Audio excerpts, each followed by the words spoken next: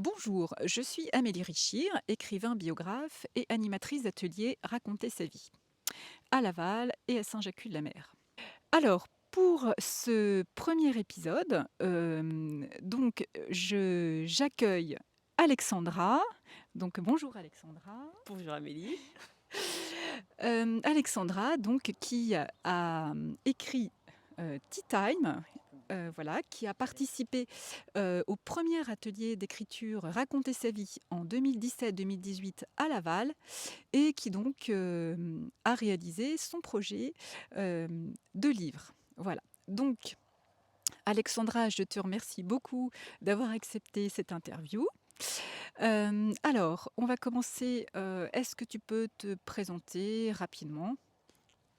Moi c'est Alexandra.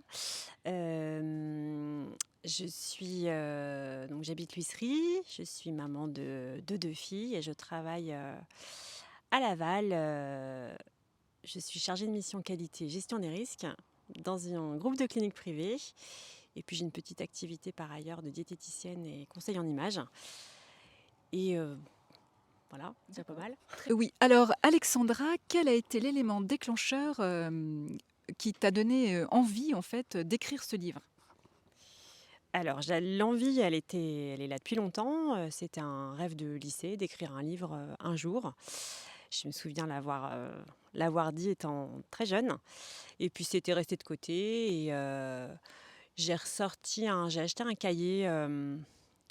Ça fait c'est une dizaine d'années. J'avais commencé à réfléchir au personnage et à commencer l'histoire. Et puis l'élément déclencheur où vraiment je me suis mise à l'écriture, ça a été le mail que tu as envoyé pour l'atelier où je me suis dit, bon, c'était 3 ans après avoir commencé à réfléchir à l'histoire, où je me suis dit, bon, je me lance, on essaye. D'accord, oui, parce que tu avais raconté que tu avais commencé en attendant ta fille qui était Mm, à ses séances d'orthophonie. c'est ça, c'est ça. Alors, est-ce que tu peux nous dire en quelques phrases de quoi, enfin, que raconte ton livre? Alors l'histoire en fait c'est quatre quadras, hein, quatre femmes à l'approche de la quarantaine qui se retrouvent au salon de thé tous les mois. Elles ont leur petit rendez-vous et puis on suit en fait leurs histoires, leur quotidien, leur pérégrination au cours de... Ça dure à peu près sur une année. Voilà tout ce qui peut se passer dans la vie d'une femme à 40 ans. D'accord, et justement, j'ai trouvé que c'était très bien organisé tout au cours d'une année et avec les fêtes. Donc, ça commence par. Ça commence par la rentrée des classes en septembre et puis après on suit Halloween, Noël, les fêtes de Noël, la fête des mères, les fêtes d'école et on termine au feu d'artifice en juillet. D'accord, et alors quel style as-tu choisi pour ce livre? Alors le style, c'est vraiment c'est un roman. Un Tu dis souvent que c'est un roman de Poulette, Ouais, c'est ça. c'est ça? C'est de la chiclite, donc la littérature de Poulette. Donc c'est vraiment un style léger, facile à lire, voilà, un livre de plage, ouais. Un livre de détente. C'est ça. Et Alexandra, est-ce que tu peux nous donner tes sources d'inspiration? Est-ce que tu as mis beaucoup de toi dans ce roman?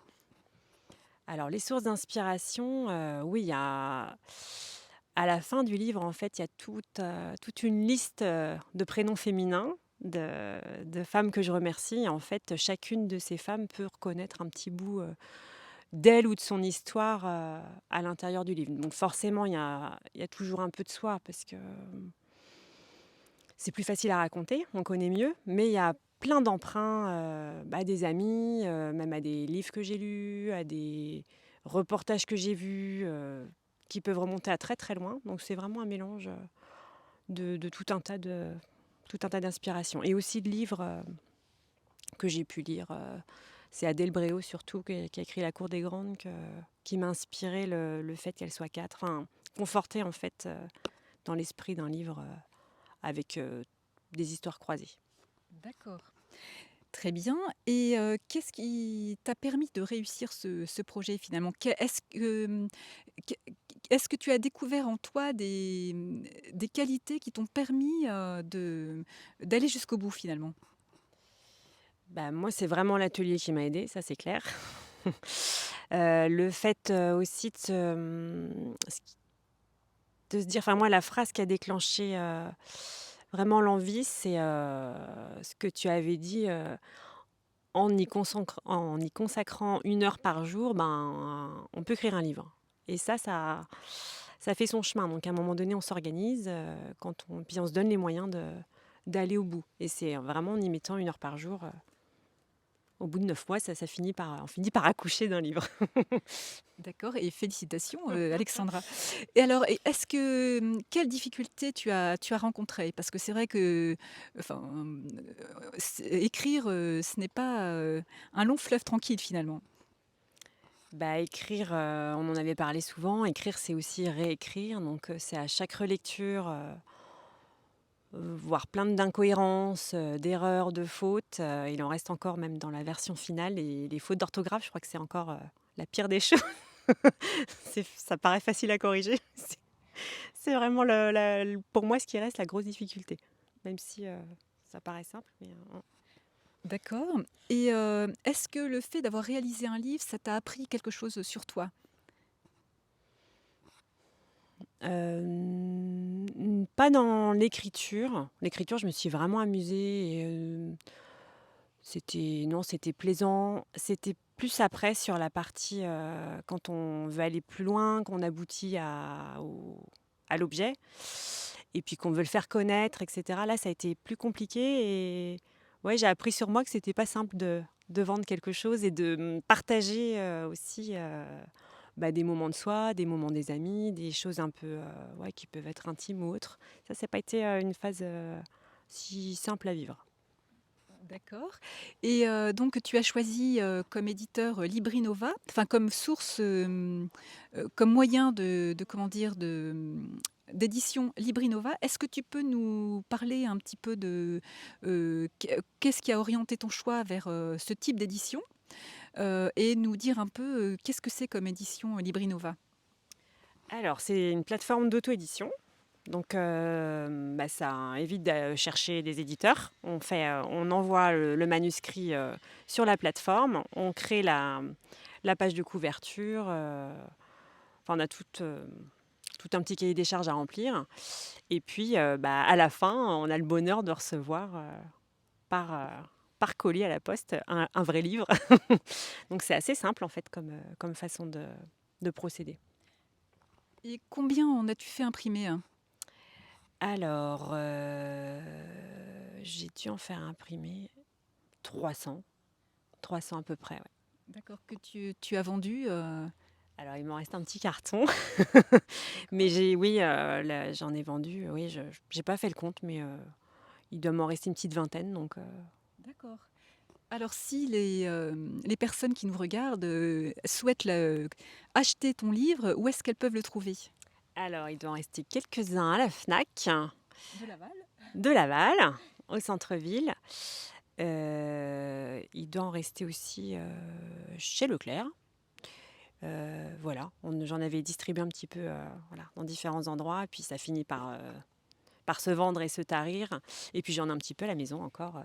D'accord et donc on ne retrouvera pas ton livre sous ton vrai nom. Tu as choisi un pseudonyme, Alex Coleman. Est-ce que tu peux nous dire, pourquoi tu as préféré prendre un pseudonyme?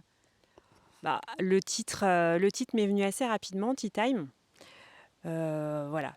Bon, Alexandra Charbonnier, je trouvais que c'était moins moins vendeur. Puis on s'était amusé en séance d'atelier d'écriture à créer des petits pseudonymes. Je trouvais ça plus sympa, donc on s'est amusé. Coleman, c'est tout simplement Charbonnier en en anglais. On trouvait que ça sonnait bien avec Tea Time, donc voilà.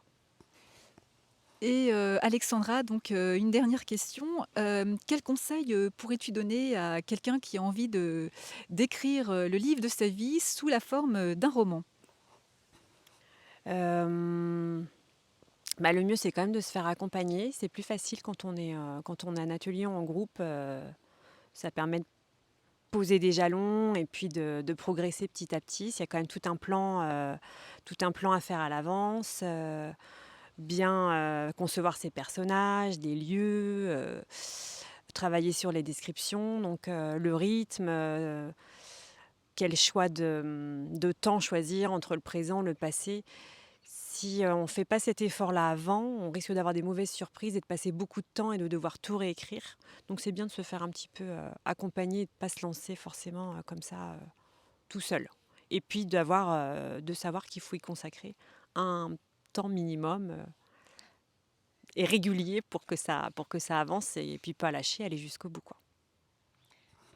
Eh bien, Alexandra, merci beaucoup d'avoir répondu à mes questions pour ce premier épisode Les chaises rouges. Je te dis bonne continuation. Est-ce que tu as d'autres projets d'écriture actuellement? Alors pas dans l'immédiat, ça viendra. L'envie reviendra certainement. Pour l'instant, je suis sur d'autres projets, mais j'avais une petite idée qui germe. Celle-ci, elle a mis du temps à germer donc, et à fleurir, donc je me laisse encore un petit peu de temps d'ici quelques années pour que l'envie revienne. D'accord, très bien. Bah écoute, merci beaucoup. Et puis, je vous donne rendez-vous pour un prochain épisode des chaises rouges prochainement. Merci. Au revoir. Au revoir, Alexandra. Au revoir Amélie.